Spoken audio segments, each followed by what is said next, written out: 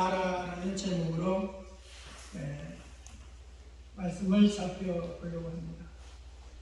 이 세상에는 240개가 넘는 나라들이 있죠. 크고 작은 나라들이 있는데 그 힘에 의해서 결정되는 경우가 참 많이 있습니다. 11월 15일, 16일 이틀 동안 인도네시아의 그 발리에서 G20 정상회담이 열리고 있습니다. 13일에는 한국, 미국, 일본 세 나라 정상이 회담을 가졌습니다. 그리고 14일은 미국 바이든 대통령과 중국 시진핑 주석 회담을 했고, 그리고 우리 한국과 일본 오랜만에 정상회담을 가졌습니다. 그리고 어제는 우리 한국의 윤석열 대통령과 또 중국의 시진핑 주석이 한중 정상회담 3년 만에 또 갖지게 됐습니다. 이 G20 정상회담은 이렇게 국제적인 정치적인 그런 귀한 자리이기 때문에 참 이번에 우리 한국의 그 국력의 위상이 상당히 높아졌다고 볼 수가 있습니다. 러시아 국힘이 참석하지 못했죠. 대신 외무장관이 참석을 했지만 다른 그 국가 정상들이 다 이렇게 회피하는 그런 모습을 보였습니다. 힘 있는 나라는 우대를 받고 높임을 받는데 힘없는 나라는 무시와 업신여김을 당합니다. 어디를 가도 이 힘이라는 영향이 미쳐지게 됩니다. 얼마 전에 US 뉴스 월드 리포트 잡지에서 2022년 국가별로 얼마나 국력이 강한가를 평가해서 국력 순위 발표를 했습니다. 이 US 뉴스 월드 리포트 잡지는요, 1948년에 두 개의 잡지사가 합병돼서 탄생한 잡지입니다. 국력의 기준을 6가지로 잡았어요. 첫째로 국제적 리더십, 두 번째로 경제적 영향력, 세 번째로 정치적 영향력, 네 번째 군사력, 다섯 번째 국제 외교, 여섯 번째 상품 수출. 이 6가지를 가지고 순위를 매겼는데 20위부터 1위까지 발표가 되었습니다. 20위는 스위스, 19위 스페인, 18위 이란, 17위 터키입니다. 16위 호주, 15위 이탈리아, 14위 우크라이나, 13위 인도, 12위 캐나다, 11위 사우디아라비아, 10위 이스라엘, 9위 아랍에미레이트, 8위 일본, 7위 프랑스, 6위 대한민국, 5위 영국, 4위 독일, 3위 러시아, 2위 중국, 1위 미국. 한국이 세계에서 국력이 6위로 발표됐습니다. 일본과 프랑스를 제쳤습니다. 국격이 한점 높아졌습니다. 정말 대단하죠? 우리도 모르는 사이에 세계에서 6번째로 강한 국력을 가진 나라가 되었습니다. 저와 여러분들이 그동안 나라와 민족을 위해 하나님께 눈물의 기도를 드렸기에 지금과 같은 강력한 대한민국이 되었습니다. 2022년 한 해의 무기 수출이 170억 달러라고 합니다. 한국 돈 23조 5천억이 넘습니다. 총알 하나 만들지 못했던 한국이 1970년에 방위 산업에 뛰어들었습니다. 50년 만에 최고의 수출을 기록하게 되었습니다. 작년에는 50억 달러 수출을 했다고 해요. 10월 말부터 한미 군사훈련인 비질런트 스톰이 시작되었는데 북한이 반발해서 11월 2일 미사일을 발사해서 속초바다 57km 지점에 미사일이 떨어졌습니다. 그때 저는 강원도에서 그 소식을 듣게 됐습니다. 6.25 전쟁 이후 처음이라고 봅니다. 이에 국방부에서는 세 발의 미사일을 북한 바다에 떨어뜨리면서 대응을 하게 되었습니다.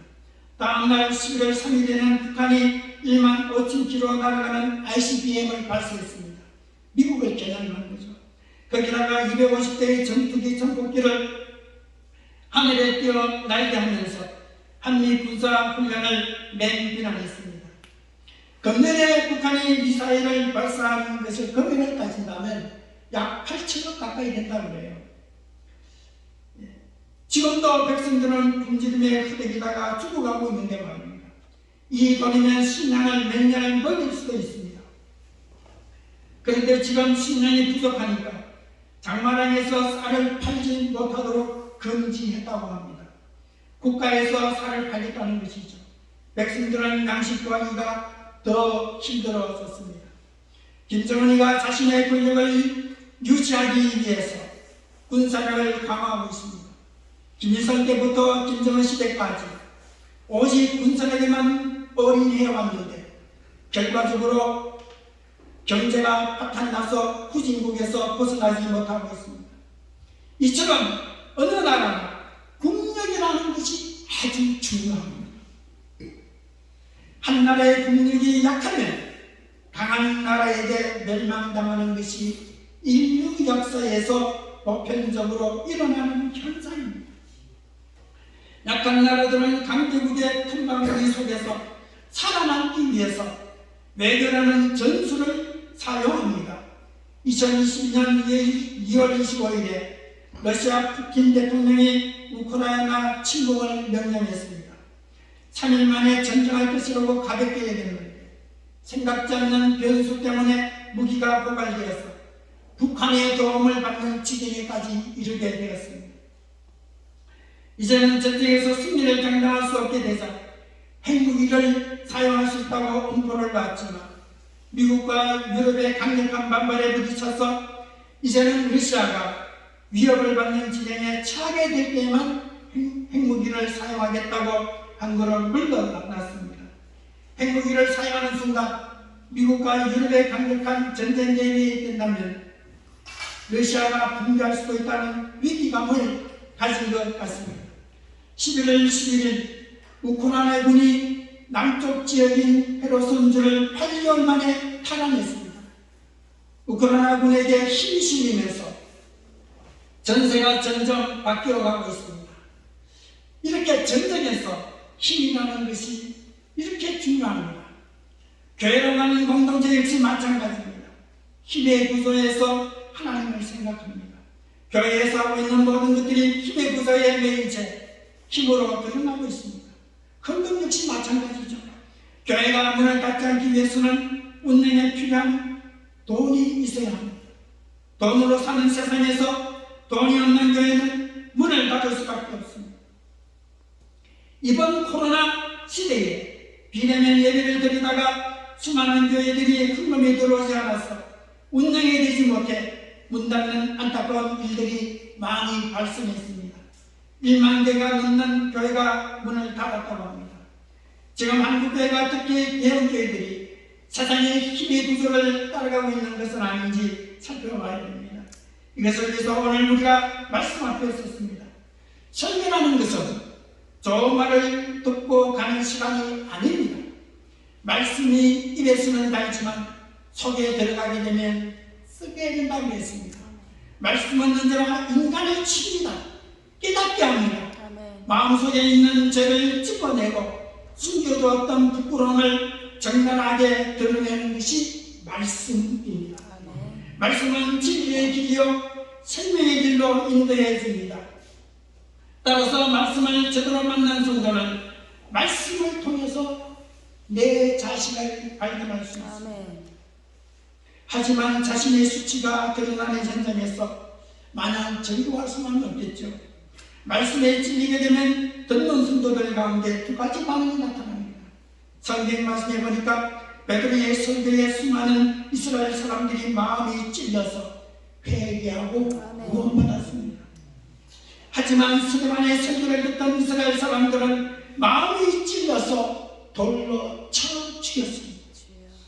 이처럼 자신의 수치를 드러내는 말씀을 거부하는 사람이 있는가 하면 말씀을 통해 자신의 죄를 깨닫고 회개하고 주님께 나아옵니다.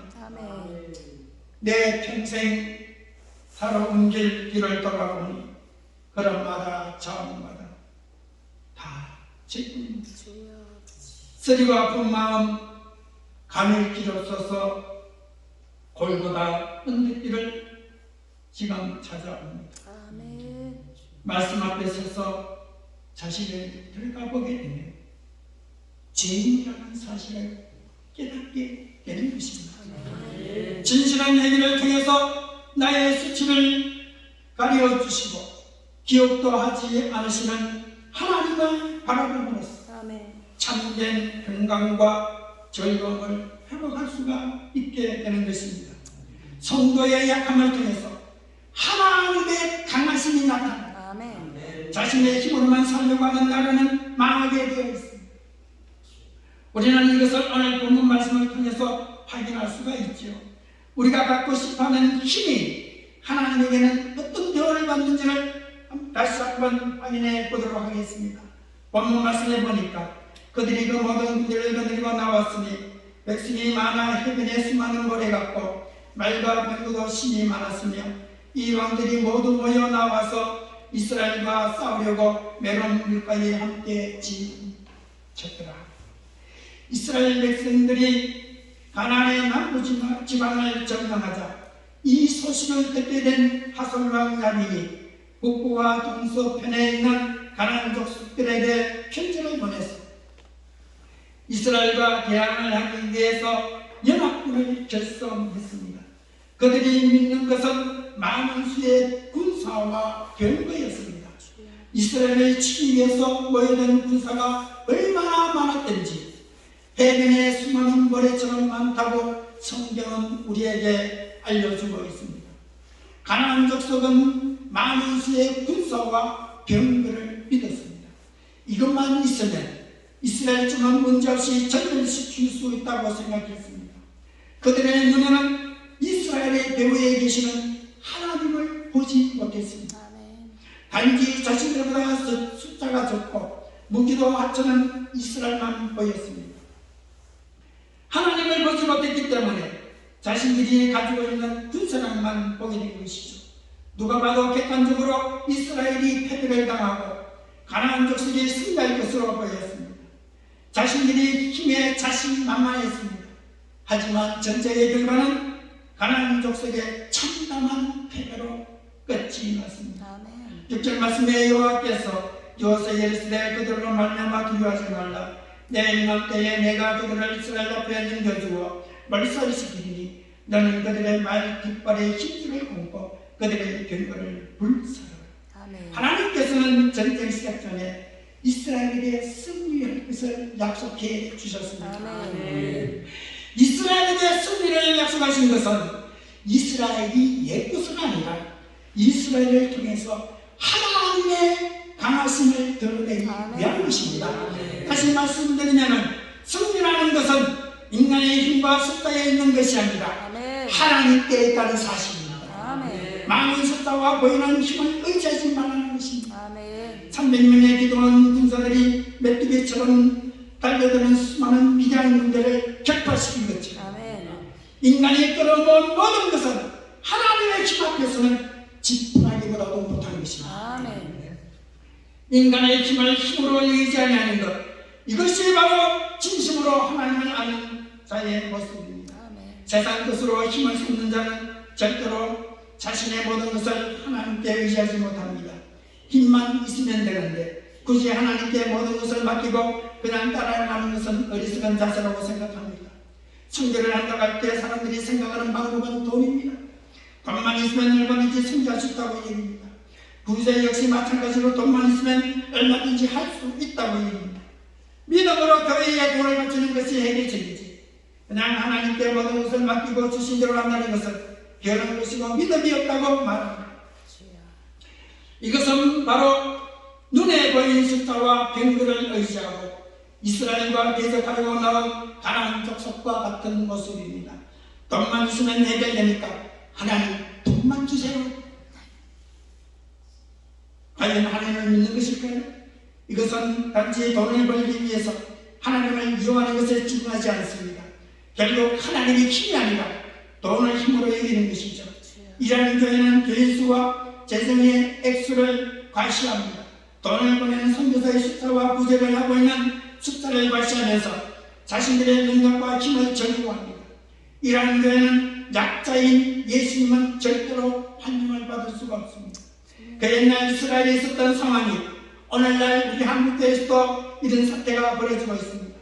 하나님을 가장 잘 믿는다고 하는 유대인들에 의해서 예수님께서 죽임을 당했듯이 하나님을 믿고 예수님을 믿는다고 하는 교회에 의해서 참된 예수님이 죽임을 당하실 수가 있습니다.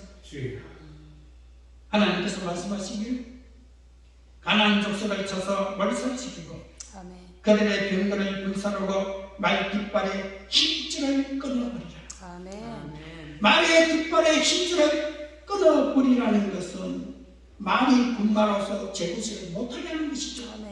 전투에서 아무런 쓸모가 없는 말이 되어버립니다.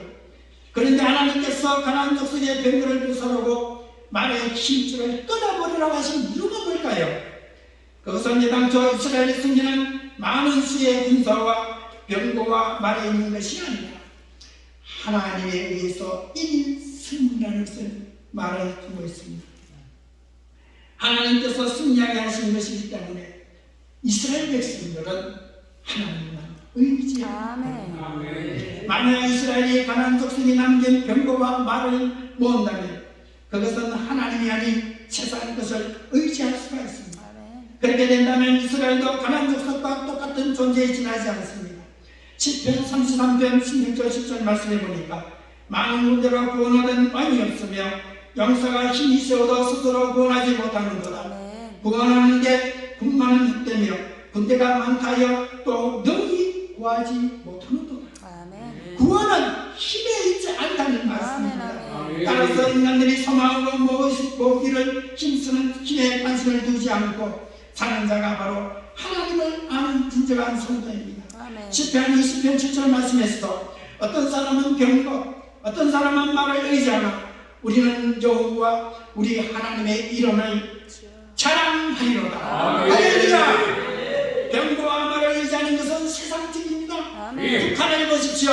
핵을 의지하고 저렇게 함부로 국제사회를 의지하고 있습니다. 11월 5일에도 탄도미사일을 4발이나 서해상으로 발사했습니다. 하나님의 사람들은 병거와 말을 의지하는 것이 아니라 오직 하나님의 이름만 자랑하며 살아갑니다. 하나님의 이름이 무슨 자랑거리가 되겠습니까? 하나님의 이름이 무슨 힘이 됩니까? 세상을 사는데 돈이 더 힘이 되고 도움이 된다고 합니다. 하나님의 이름을 자랑한다고 해서 세상을 살아가는데 보탬이 되지 않는다. 그러나 우리의 믿음의 사람들은 세상의 마지막을 압니다. 왜 세상이 하나님에 의해서 망해야 하는지를 알기 때문에 기대에 대한 관심보다 하나님께서 하신 일에 대한 관심을 더 갖게 되는 것입니다. 진정으로 사는 것은 돈이 있는 것이 아니라 바로 하나님의 이름에 있다는 것을 알고 믿기 때문에 하나님의 이름을 자랑하게 되는 것입니다. 성도는 힘있고 강하신 만군의 하나님을 믿는 것이지 내 스스로 힘을 얻어서 그 힘으로 사는 것이 아니에요. 하지만 대부분의 사람들은 하나님으로부터 힘을 받아서 스스로 싸움을 하려고 합니다. 그리고 시기하고 대보도 합니다. 자신에게 믿음의 힘이 없다고 느끼시고 한계를 느끼게 되면 쉽게 절망하고 또 낙심해 버리게 됩니다. 죄와 싸우고 세상과 싸우는 것은 우리 몫이 아니라 전쟁은 여호와의 전쟁이지 저와 여러분의 전쟁이 아닙니다. 인간 세계는 하나님의 원수가 관리하고 인간을 지배하고 있습니다. 하나님께서 이러한 인간에게 힘을 줘서 싸우게 하려는 이유가 없습니다. 하나님 혼자서도 싸울 수 있습니다. 그래서 성경에서는 여호와의 전쟁, 영광의 전쟁이라고 말하고 있습니다. 세상의 싸움은 숫자와 숫자의 싸움이죠. 누가 더 많은가, 누가 더 큰가, 누가 더 높은가, 이것이 세상 싸움입니다. 이 싸움에서는 이기는 것은 오로지 상대방보다 더 많고 커지고 높아지는 것에 달려 있습니다. 더 많은 것이 이기고 더 높아지는 것이 이기는 것입니다.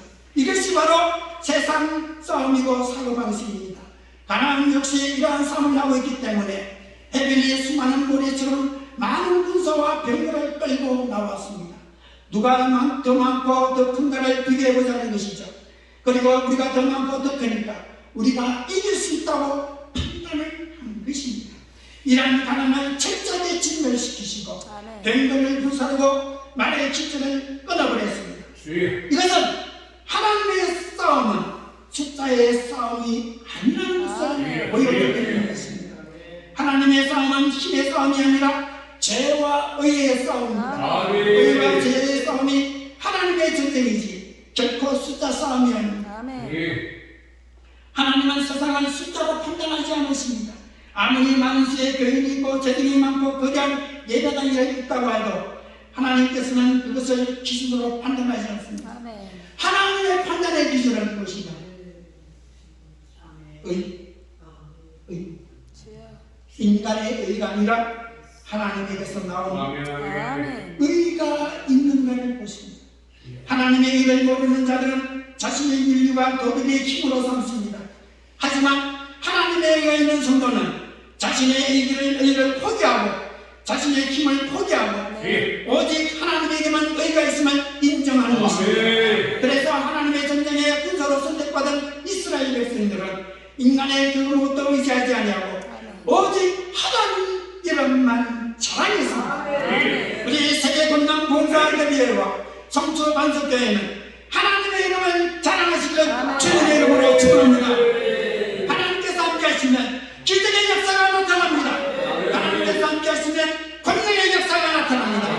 그러기에 참된 믿음, 참된 의가 충만하시기를 주의 이름으로 축원합니다. 하나님께서 이스라엘 백성들에게 병거와 말의 힘줄을 끊어 이스라엘 백성들을 주는 분이 아님을 보여줍니다.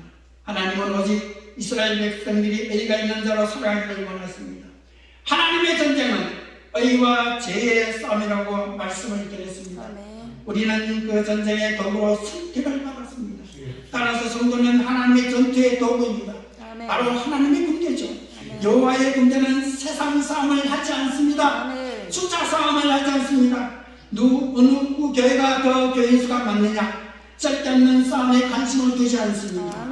인간 재능이 얼마고 성교를 얼마나 하고 이런 싸움은 인간 싸움이요 경쟁일 뿐입니다. 누구 집이 더 큰가, 누구 차가 더 좋은가, 누구 아들이 더 공부를 잘하는가, 이런 것은 하나님을 모르는 자들의 싸움입니다. 사랑하는 성도 여러분, 이러한 싸움에 휩쓸리지 마시길 바랍니다. 하나님의 싸움이 아닌데 무엇 때문에 그런 데 관심을 둡니까? 가나안 족속이 왜 진멸을 당했습니까? 그것은 그들에게 의가 없었기 때문에. 왜 소돔과 고모라가 멸망을 당했습니까? 멸망당한 이유는 그들이 도덕적으로 윤리적으로 타락해서가 아니라 의인이 없었기 때문에. 하나님께서 아브라함에게 말씀하셨습니다. 의인 10명만 있다면 멸하지 않겠다. 여기서 말하는 의는 착한 사람을 의미하는 것이 아니라 하나님을 의지하는 자, 하나님 자를 의인이라고 합니다. 천년은 의에 있는 것이지 절대로 세상에 있는 것이 아닙니다. 그렇다면 오늘 우리가 생명으로 삼아야 할 분이 누굽니까? 따라하시기 바랍니다. 예수님. 아멘. 예수님께서 이 세상에 오셔서 하신 일은 죄와 싸우신 것입니다. 천사를 빼들고 싸운 것이 아니라 세상의 힘에 의해서 죽으신 싸움이었습니다. 힘으로 살아가는 세상의 힘을 포기한 자로 오심으로써 죄가 무엇임을 알고 있었습니다. 죄 있는 자들은 심판을 당할 자라고 말씀하셨습니다.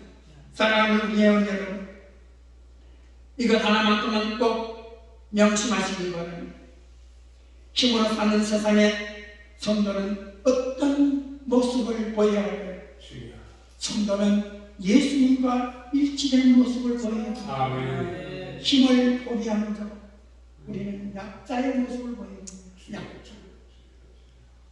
약자라는 건요, 돈 없고 신체가 약하고 가진 것 없는 자를 말하는 것이 아니라 자신의 힘을 의지하지 않는 자. 아멘. 예수님, 나 예수님 사랑해 내 하나님, 이제는 예수님만 내 사랑 삼겠습니다. 나의 남은 인생길 주가 걸어가면서 예수님 복음 위에 웃게 하소서. 예수님을 찬양합니다. 아멘. 예수님 향기를 아멘. 일어나라 빛을 발하라. 아멘. 이 세상에 진리의 빛을 우리가 나타내는 것입니다. 하나님 기뻐하는 것입니다. 아멘. 자신이 가진 것은 어느 것 하나도 구원을 받을 만한 것이 못 된다는 것을 깨닫고 오직 생명 되시는 예수님만 의지하는 것입니다. 아멘. 가진 힘까지 포기하는 것, 이것이 바로 믿음이 있는 정도입니다. 세상을 둘러보면 가지고 싶은 것 얼마나 많아요. 가지고 싶다는 것은 자신의 힘이 되고 자신의 가치를 높여줍니다. 좋은 가구들, 비싼 가전제품들, 수많은 것들이 인간의 가치를 높여주고 힘이 되어주기 위해서 백화점이나 마트에서 여기저기 진열되어 있는 것을 우리는 보게 됩니다. 어떤 여성분은 3천만 원짜리 귀걸이, 목걸이, 반지 세트에 1,000만 원이 넘는 가방을 들고 다니면서 자신의 존재를 자랑합니다. 이런 것들은 세상에서는 통하는 것입니다. 하지만 하나님의 나라에서는 통하지 않아요. 아멘. 비록 세상은 돈 많은 자를 우대하고 교인수를 열린 목사님을 능력 있는 자로 여기지만 하나님께서 보시는 시각은 아닙니다. 하나님은 오직 죄와 의의 기준에서 보십니다. 하나님에게는 의가 있는 자가 가치 있는 존재입니다. 그들은 천국 백성으로 받아주십니다. 반면에 아무리 세상에서 가치 있고 높임 받는 자라 할지라도 의가 없으면 그는 악인이며 망할 자에 지나지 않습니다. 집회하는 편에 보니까 악인은 그렇지 않으며 오직 바람에 나는 경우가 같도다. 그러므로 악인들은 심판을 견디지 못하며 죄인들이 의인들의 모임에 들지 못하거도다. 무릇 의인들의 길은 여호와께서 인정하시나. 악인들의 길은 망하는 것. 사랑하는 성도 여러분, 우리는 본래 어떤 사람이었습니까? 우리는 아담의 원죄를 이어가는 악인이었습니다. 내가 망하는 길에 서 있는 자였습니다. 그런데요, 세상 사람들은 이것을 모릅니다. 저와 여러분들은 자신이 악인임을 압니다. 악인임을 알기에 내 자신에게 의지할 것이 전혀 없다는 것을 인지하며 살아갑니다. 악인이 착한 일을 한다고 해서 그것이 선이 될 수 없습니다. 악인이 많은 돈을 교회에 바친다고 해서 의인이 되는 것이 아닙니다. 자신의 힘을 포기하고 의로우신 예수님을 온전히 의지해야 됩니다. 그럴 때 하나님께서 그것을 보시고 저와 여러분을 의인으로 인정해 주십니다. 우리 세계 건강 봉사협의회와 성수반석교회와 이 자리에 계신 여러분들은 얼마 남지 않은 2020년 이 한 해를 살아가실 때에 내가 가진 것을 자랑하지 마시고 주님만 자랑하시고 주님만 사랑하시면서 주님과 동행하는 삶을 살아가시고 가장 강력한 하나님의 나라 백성으로서 정리하시며 살아가시기를 주님의 이름으로 축원합니다. 천하 만물을 창조하신 만군의 하나님의 능력이 여러분에게 충만하시기를 바랍니다. 기도드리겠습니다.